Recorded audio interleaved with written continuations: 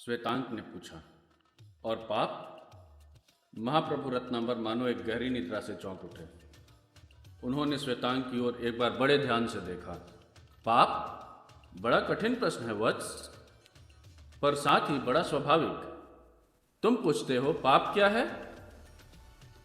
इसके बाद रत्नांबर ने कुछ देर तक कोलाहल से भरे पाटलिपुत्र की ओर, जिसके गगन चुंबन करने का दंभ भरने वाले ऊंचे ऊंचे प्रासाद अरुणिमा के धुंधले प्रकाश में अभी दिखलाई दे रहे थे, देखा। हाँ, पाप की परिभाषा करने की मैंने भी कई बार चेष्टा की है, पर सदा असफल रहा हूं। पाप क्या है और उसका निवास कहाँ है, यह एक बड़ी कठिन समस्या है, जिसको आज तक नहीं सुलझा सका हूं।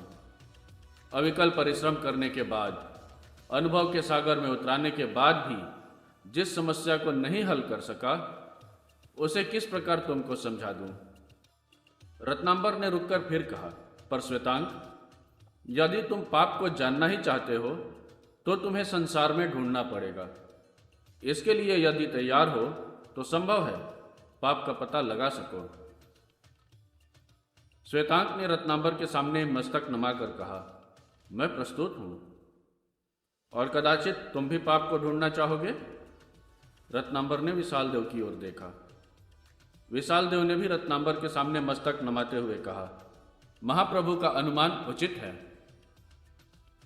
रत्नांबर का मुख प्रसन्नता से चमक उठा। इसके पहले कि मैं तुम लोगों को संसार में भटक कर अनुभव प्राप्त करने को छोड़ दूं, तुम्हें परिस्थितियों से भिज्ञ करा देना आवश्यक होगा। इस नगर के दो महानुभावों से मैं यथेष्ट परिचित हूं, और इस कार्य को पूरा करने के लिए तुम लोगों को इन दोनों की सहायता की आवश्यकता होगी। एक योगी है और दूसरा भोगी। योगी का नाम है कुमारगिरी और भोगी का नाम है बीजगुप्त। तुम दोनों के जीवन को इनके जीवन स्रोत के साथ साथ ही बहना पड़ेगा। दोनों शिष्यों ने एक साथ उत्तर दिया, स्वीकार है।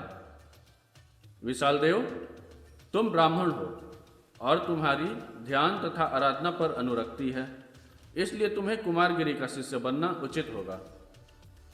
और श्वेतांक, तुम क्षत्रिय हो, तुम्हें संसार में अनुरक्ति है, इसलिए तुम्हें बीजगुप्त का सेवक होना पड़ेगा। दोनों शिष्यों ने एक साथ उत्तर दिया, स्वीकार है।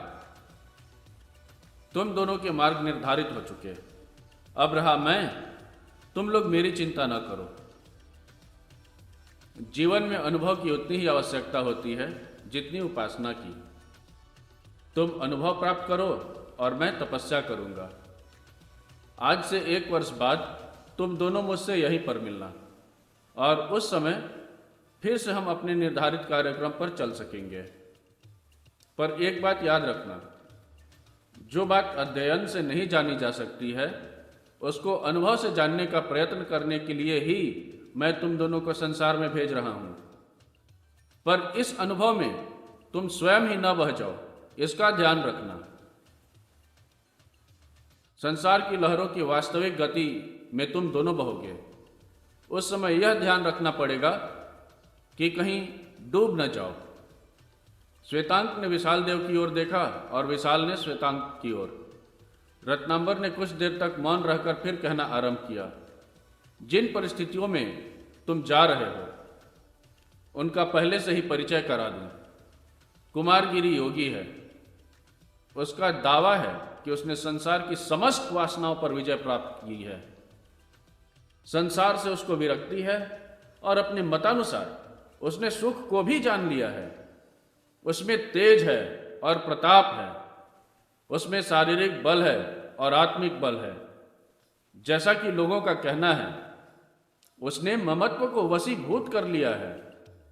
कुमारगिरी युवा है, पर यौवन और विराग ने मिलकर उसमें एक अलौकिक शक्ति उत्पन्न कर दी है। संसार उसका साधन है और स्वर्ग उसका लक्ष्य। विशाल देव, वही कुमारगिरी तुम्हारा गुरु होगा। और श्वेतांक, बीजगुप्त भोगी है। उसके हृदय में यौवन की उमंग है और आंखों में मादकता की लाली। उसकी विशाल अट्टालिकाओं में भोग विलास नाचा करते हैं। रत्न जटित मदिरा के पात्रों में ही उसके जीवन का सारा सुख है। वैभव और उल्लास की तरंगों में वह केली करता है। ऐश्वर्य की उसके पास कोई कमी नहीं है। उसमें सौंदर्य है और उसके हृदय में संसार की समस्त वासनाओं का निवास। उसके द्वार पर मातंग झूमा करते हैं। उसके भवन में सौंदर्य के मध्य से मतवाली नर्तकियों का नृत्य हुआ करता है। ईश्वर पर उसे विश्वास नहीं, शायद उसने कभी ईश्वर के बारे में सोचा तक नहीं, और स्वर्ग तथा नर्क की उसे कोई चिंता ही नहीं। आमोद और प्रमोद ही उसके जीवन का साधन है तथा लक्ष्य भी है। उसी बीजगुप्त का तुम्हें सेवक बनना पड़ेगा। श्वेतांग, स्वीकार है? महाप्रभु की आज्ञा शिरोधार्य है। श्वेतांग एक बार फिर कल्पना पर परे ऐश्वर्य की अथाह लेना चाहता था। और विशाल देव, तुम्हें स्वीकार है? महाप्रभु की आज्ञा शिरोधार्य है। विशाल देव एक बार यौवन और विराग के मिश्रण से उत्पन्न शक्ति का गहत्व जानना चाहता था। तो फिर ऐसा ही हो। इतना कहकर रत्नांबर उठ खड़े हुए। दूसरे दिन कुटी खाली पड़ी थी। गुरु साधना के शुष्क क्षेत्र में और शेष अथाह संसार में निकल पड़े थे।